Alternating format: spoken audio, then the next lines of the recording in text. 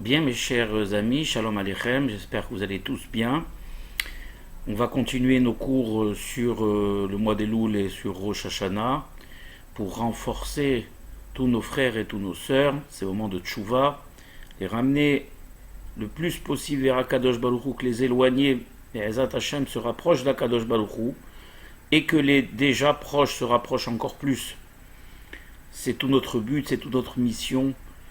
Tous ceux qui étudient la Torah ont le devoir de la transmettre et d'expliquer combien est clément, combien est merveilleux Hakadosh Baruch Hu, combien de bien et de chesed il fait à son peuple, et combien on est loin malheureusement de le lui rendre. Mais on a le devoir de tendre à le faire et de le faire au mieux, Be'ezat Hashem. Et c'est pour cela qu'on va aujourd'hui encore une fois développer un nouveau thème qui concerne Rosh Hashanah. Avant, vous demandez toujours, encore une fois, c'est le leitmotiv Mehila Mikvotrem, de vous abonner à notre chaîne YouTube et de continuer à aller sur notre page Facebook toradiffusion.ba. Alors, il y a marqué dans Masechet Rosh Hashanah, dans le traité de Rosh Hashanah, Amar Akadosh Baruch Hu, dit Akadosh Baruch Hu, Imru lefanai malchuyot, dites devant moi des prières royales, c'est-à-dire, j'ai expliqué ça dans un cours précédent, la prière de Rosh Hashanah est décomposée en trois sortes de prières. On a ce qu'on appelle les malchuyot, on a les zichronot et on a les shofarot. Quand vous prendrez la Hamida de Rosh Hashanah, vous verrez que en premier, la première des choses, c'est Hamelech HaKadosh, c'est-à-dire accepter sur nous le joug du vin. C'est ce qu'on appelle Malchuyot, parce qu'en premier, avant tout, il faut accepter et admettre qu'on a un roi, en l'occurrence HaKadosh Baruch Hu, au-dessus de nous. Et c'est dans cet esprit-là que justement, on est là pour faire sa volonté. Alors il dit ici HaKadosh Baruch Hu, Amar HaKadosh Baruch Hu, Imru lefanai malchiot, kedesh etamlichuni alechem. Il est vrai qu'HaKadosh Baruch Hu est roi. Là n'est absolument pas la question. Il a été avant la création du monde. Il est pendant la création du monde et il sera après la création du monde. HaKadosh Baruch Hu est éternel, il est intemporel. Cette relation qu'on a avec, c'est en réalité le fait d'accepter la royauté d'Akadosh Baruch Hu, c'est une sorte d'échange, comme ils disent les Hachamim, En Melech Beloam, on ne peut parler de roi que quand il y a un peuple, quand il y a des sujets. Et tout cela est au bénéfice du Ham Israël, car il est bien évident qu'Akadosh Baruch Hu n'a pas besoin de nous, et qu'on le serve ou qu'on ne le serve pas, ne change rien, et ne le diminue Hazve Halila en rien. Il est immuable dans sa grandeur et sa magnificence. Et donc en réalité, le fait d'accepter le joug divin, donc les Hamlich, est Akadosh Baruch Hu Aleinu, c'est-à-dire l'accepter comme roi, n'est que pour notre bénéfice propre, personnel, car on se sent grandi. Dans quel sens? On se sent grandi d'être ses serviteurs. D'avoir un roi comme Akadosh Baruch Hu, aussi Rahman, aussi tout-puissant, et d'être avec fierté son serviteur et ses serviteurs. C'est pour ça qu'il dit à Kadosh Baruch Hu, dites devant moi des prières d'acceptation du joug royal, pour que je sois votre roi. Imru lefanai zichronot, ça c'est le deuxième type de prière de Rosh Hashanah, où vous allez voir dans la Hamida, prenez-la, pour ceux qui ont la traduction, on fait les zichronot, c'est les souvenirs qui viachol, HaKadosh Baruch Hu n'a pas besoin de souvenirs.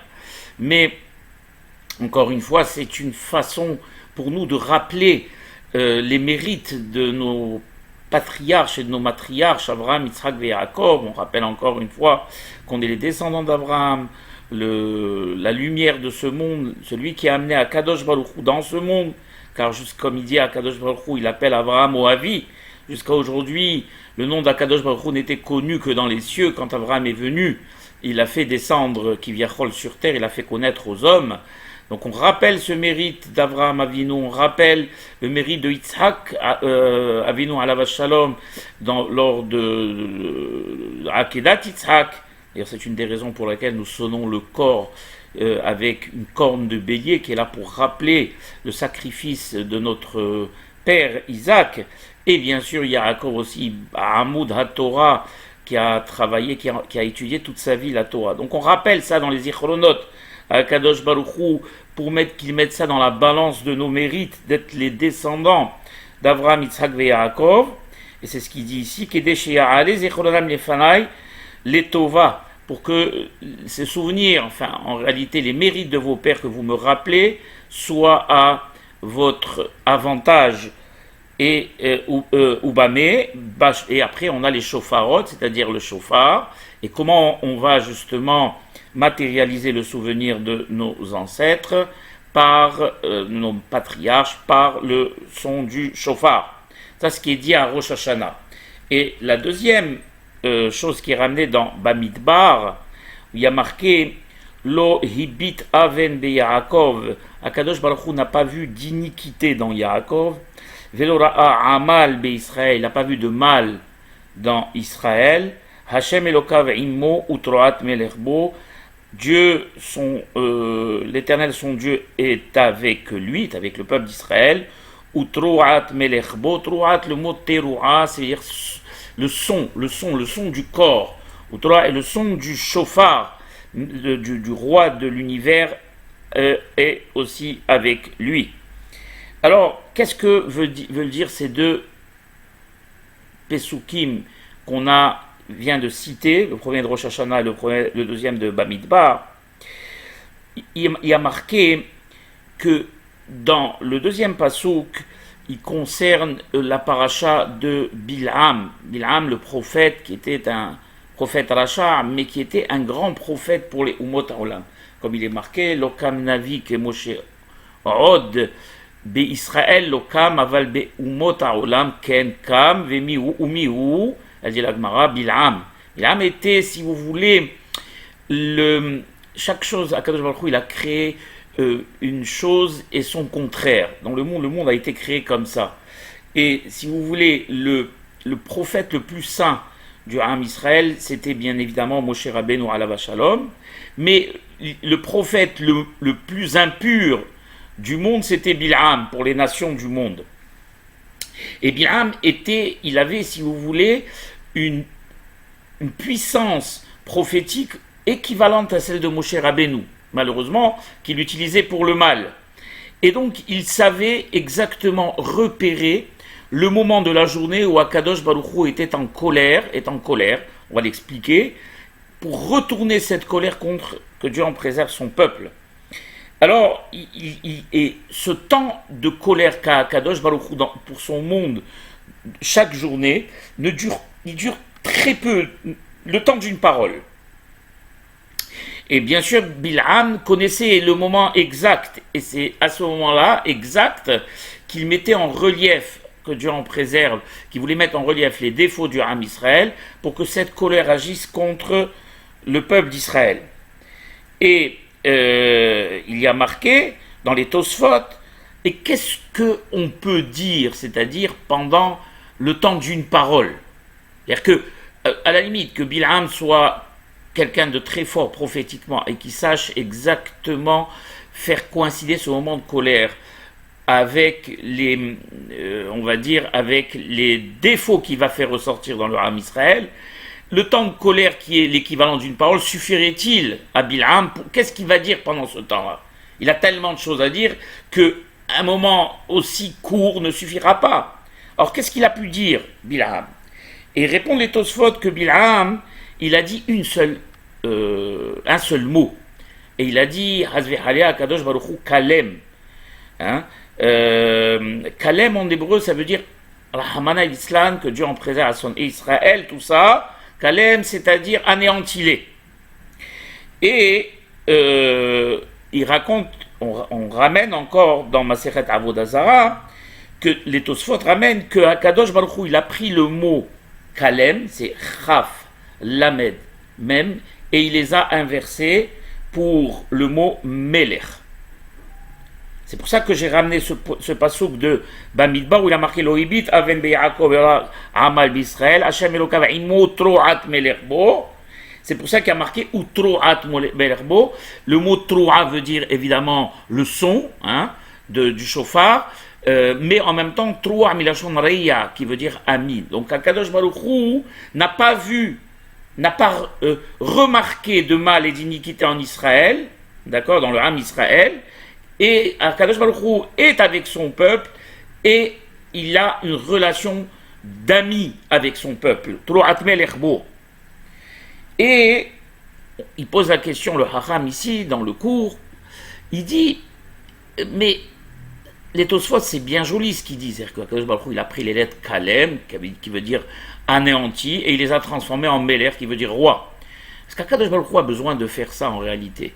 C'est-à-dire que, est-ce qu'il a besoin d'un processus pour ne pas, que Dieu en préserve, anéantir le Ham Israël, inverser des lettres ou pas inverser des lettres, ou ce que dit Bilham ou ce que ne dit pas Bilham, ça change absolument rien pour Akadosh Baruch Hu. Et si Akadosh Baruch Hu veut faire fi de ce que dit Bilham, eh bien il fait fi de ce que dit Bilham. Il n'a pas besoin de jouer avec les mots et avec les lettres et d'inverser les lettres, ceci, cela. Ça sied à un humain. Hamavdil pas Kadosh Baruch Hu, le roi des rois, qui ne dépend de la vie de personne et qui prend ses décisions sans personne. Donc qu'est-ce que veulent nous dire les Hachamim, qu'est-ce que veulent nous apprendre les Hachamim sur cet inversement des lettres? Pour qu'on puisse comprendre, il faut connaître ce fondement dont ont parlé nos sages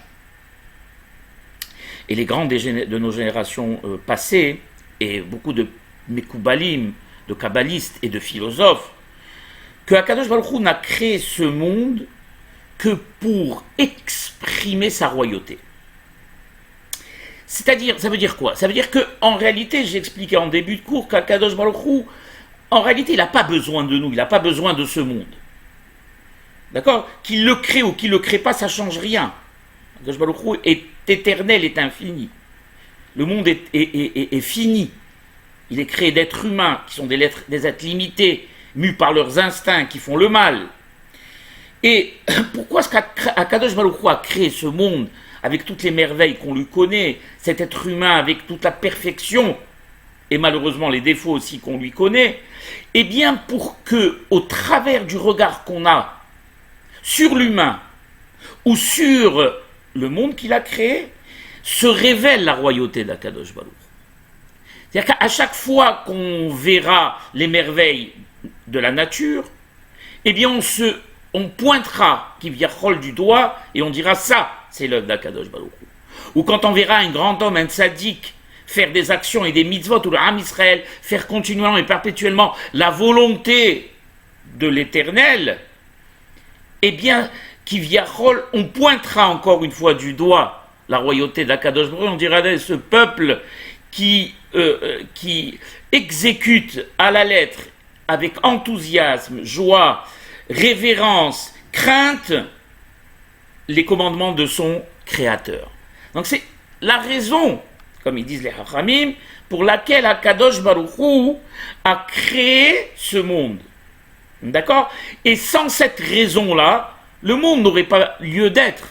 C'est pour ça qu'à chaque fois que, par exemple, à l'époque du déluge, quand la race humaine qui existait, qui habitait, s'était complètement dévergondée, dépravée, et qu'ils ne faisaient pas la volonté d'Akadosh Baruch Hu, il n'y avait rien en eux qui révélait la grandeur d'Akadosh Baruch Hu, et donc Akadosh Baruch Hu a décidé d'effacer ce monde.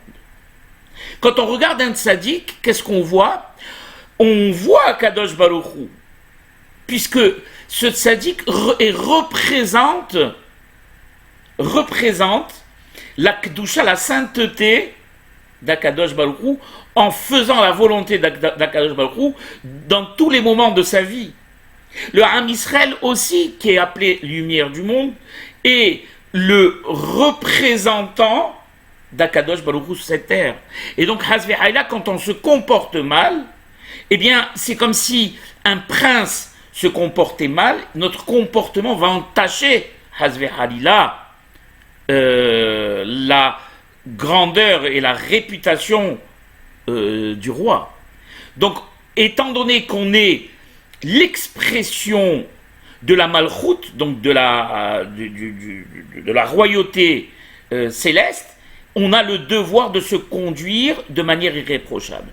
Pourquoi? Parce que la raison pour laquelle on a été créé, que le Ham Israël est devenu une nation, qu'Akadosh Baruch Hu lui a donné une Torah justement qui va lui permettre d'être différent des autres nations dans son comportement, eh bien, nous oblige à avoir un comportement singulier, irréprochable, pour qu'à chaque fois qu'on voit un juif agir dans toutes les étapes de sa vie, pas seulement à la synagogue, mais bien évidemment dans la vie quotidienne, les nations du monde pointent du doigt le juif et disent voilà le digne fils d'Akadosh Baruch Hu.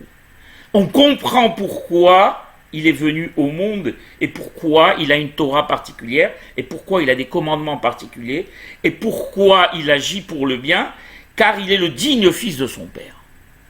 Donc vous comprenez bien que le monde et Israël sont la raison première de l'expression de cette royauté. Et sans Bnei Israël qui vient Chol, eh bien il n'y a aucune raison pour que cette royauté continue à exister. Il est connu et il est su, et c'est, on va dire, la base même de la Kabbalah, qu'Akadosh Baruch Hu, il a créé son monde avec 10 séphirotes. D'accord? Les séphirotes, c'est, en langage simple, les attributs de la Hanhaga, de la direction divine. D'accord? Akadosh Baruch Hu, il y a 10 séphirotes qui sont connus. Il y a les séphirotes Elionot, qui sont les séphirotes supérieures, qui sont Keter, Chochma et Bina. Ensuite, on a les 7 séphirotes inférieures, qui sont Hesed, Gevura, Tiferet, Netzach, Hod, Yesod et Malchut. C'est des choses qui sont connues. Et il y a également 4 types de mondes. Il y a, on les appellera Abia, c'est pour ça d'ailleurs que Yud-Ke Vav-Ke, le tétragramme, le nom d'Akadosh Baruch Hu aussi, chaque lettre du nom d'Akadosh Baruch Hu correspond à une Yetzira, à un monde, d'accord? Donc, Abia, Atzilut est le monde le plus spirituel. Ensuite, on a Bria. Ensuite, on a Yetzira. Et ensuite, on a le monde dans lequel nous vivons qui s'appelle Asiya, le monde de l'action, le monde du matériel. Abia, eh bien, il correspond à Abia, donc le monde le plus spirituel correspond 3 séphirotes Elionot qui sont Chochma, Bina, Keter Chochma et Bina. D'accord?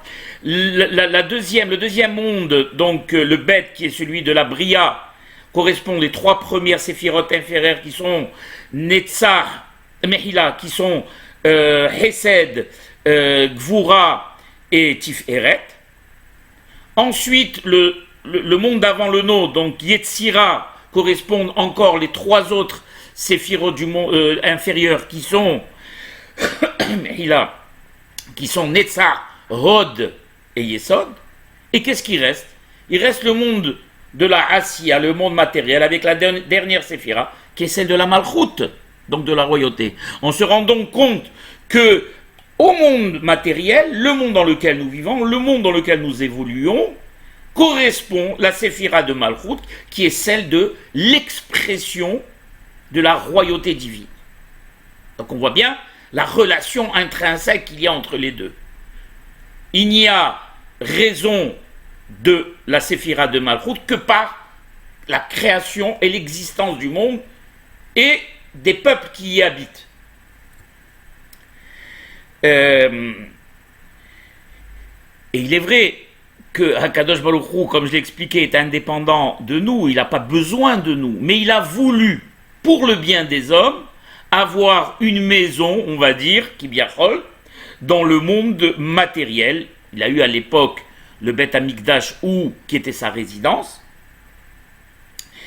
Et justement, comment était révélée à l'époque du Beth Amikdash la toute-puissance royale eh bien c'était par les korbanot et le travail qui était accompli par les Kohanim, par les Lévi'im et par le Ham Israël. Il n'y a jamais eu un dévoilement aussi grand qu'à l'époque du Beth Amikdash de la royauté divine. Donc on voit que tout passe, encore une fois, par Israël.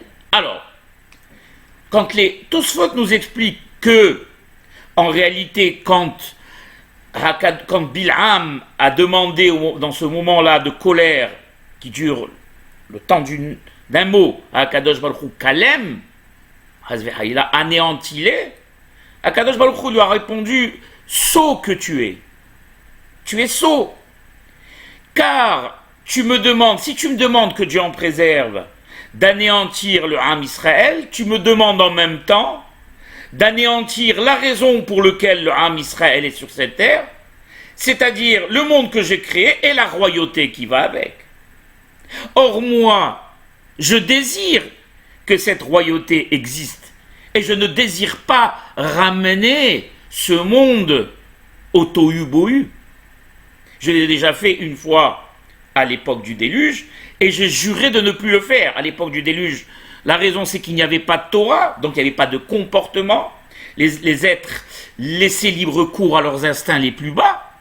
Mais à l'époque du Ham Israël, où la Torah a été donnée, malgré le fait qu'Israël faute, Af'al pi shehata, Israël reste mon enfant chéri. Israël, je l'ai dit dans un cours, est beno shel HaKadosh Baruch Hu.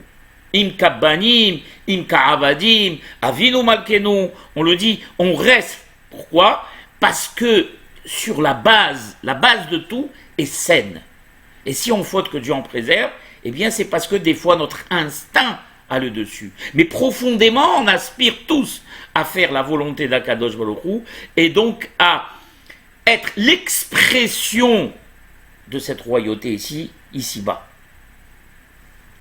Et c'est pour ça qu'il y a marqué Lo hebit aven be Yaakov, Akadosh Baruch Hu ne voit pas d'iniquité dans Israël, comme il a vu à l'époque du déluge, Velola amal be Israël, et il ne voit pas de mal dans le Ham Israël.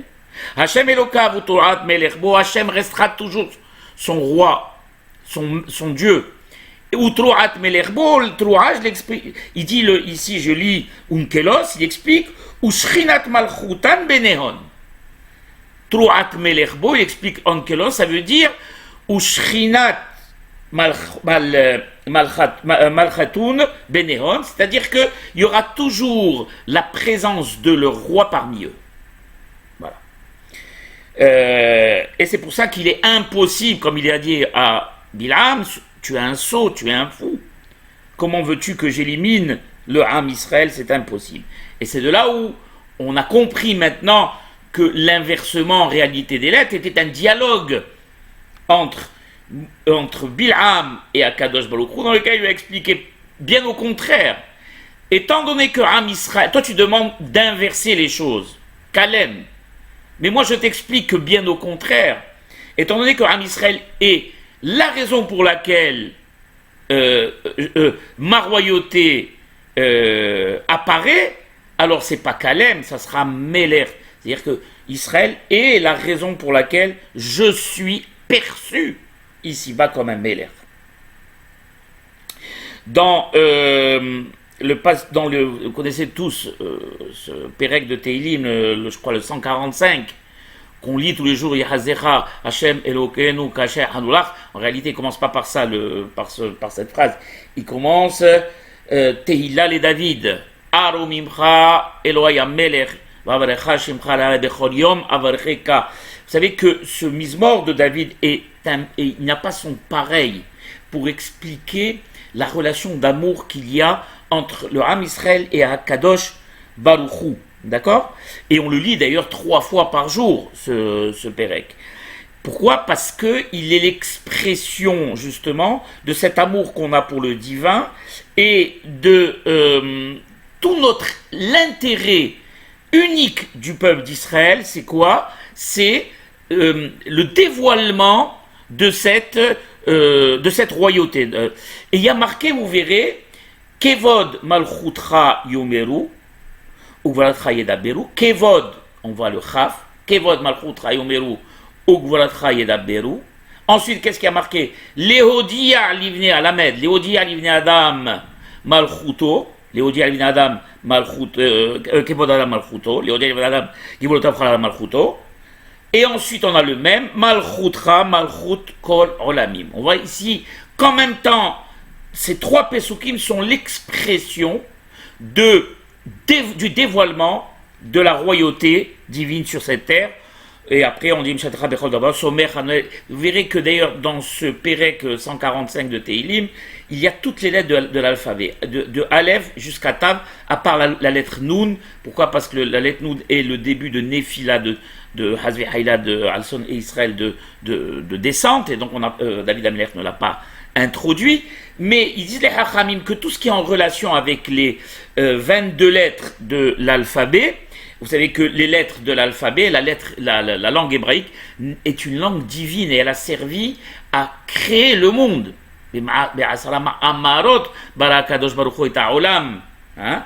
Et on le sait ça, je crois que c'est le Harizal qui ramène ça. Bereshit bara Elokim et Hashamaim ve et Hashamaim. Comment il a créé et Hashamaim ve et Aletz? Je crois que c'est le Harizal qui dit et Alev Atav, c'est-à-dire il a utilisé les 22 lettres de l'alphabet hébraïque pour créer le monde. Et donc tout ce qui est en relation avec ce mise-mort est en relation également avec la création du monde. Et on le dit d'ailleurs à Pessah aussi également, Vehi Amda la votenu Vehi enhi ela Torah, on veut toujours, à chaque génération, malheureusement, Hazve Haïla, Hasson et Israël nous anéantir. Ve'akadosh baruchu, matsilenu miyadam. Et Bilham, bien sûr, ne fait pas exception. Et il dit à la fin, ici, le Rab, En Rosh Hashanah Yom Shel Malchut, on sait que Rosh Hashanah est le jour où on accepte sur nous le joug divin, le joug de la royauté divine. Ou Botinase Malchut Shel Melech Malchei Malachim, et c'est en ce jour saint, qui est en même temps, on l'appelle Yom Adin, mais c'est en même temps le jour où justement on admet sur nous et on reçoit sur nous le joug divin. Et justement, le fait de rappeler qu'Akadosh Baruch Hu est notre roi ramène et fait Kivyachol souvenir à Kadosh Baruch Hu qu'on est les descendants d'Abraham, Yitzhak et Yaakov et qu'on est ses enfants chéris.